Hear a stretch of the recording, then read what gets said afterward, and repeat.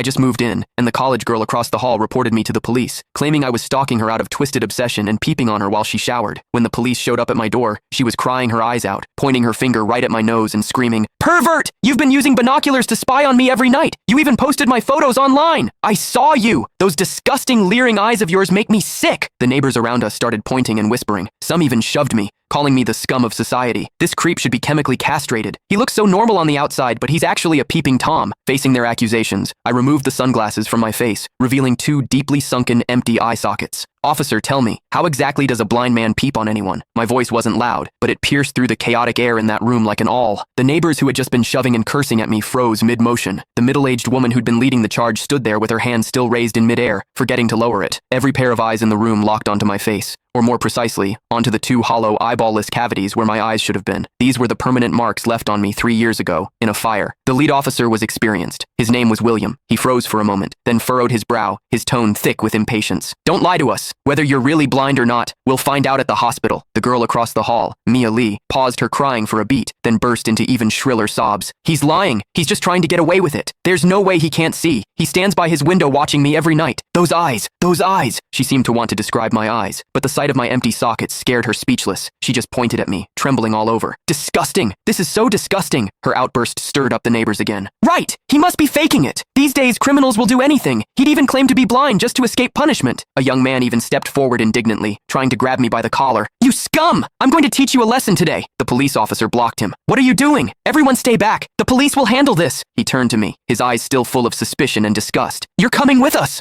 I didn't resist. I calmly held out both hands. Cold metal touched my wrists. Two younger officers flanked me on either side and led me toward the elevator. Behind me, Mia's crying mixed with the neighbors' curses into a chaotic din. "Scum of society! Get out of our community! Hope you rot in prison!" I could see the righteous expressions on their faces. I could also hear the pleasure in their voices as they trampled me into the mud. I stepped into the elevator. The metal doors slowly closed, cutting off the noise from outside. One of the younger officers, probably new to the job, couldn't help but ask me quietly, Are you really blind?" I tugged at the corner of my mouth but didn't answer. The other officer patted his shoulder, signaling him to keep quiet. But I knew that in their minds, the scales had already tipped completely in favor of that tearful young girl. After all, it was a young, pretty, pitiful college student on one side, and on the other, a suspicious man living alone, wearing sunglasses. In their eyes, it was crystal clear who was the victim and who was the perpetrator. What they didn't know was this: sometimes, what the eyes see is the biggest lie of all. And I, a blind man, had seen something that none of them had. For instance, when Mia accused me, her heartbeat was steady, without a single ripple of genuine emotion. The interrogation room at the police station was harshly lit by fluorescent lights, and the air smelled faintly of mildew. I sat on a cold metal chair. Across from me were William and a female officer taking notes. Click the link in my bio to get the full story for free.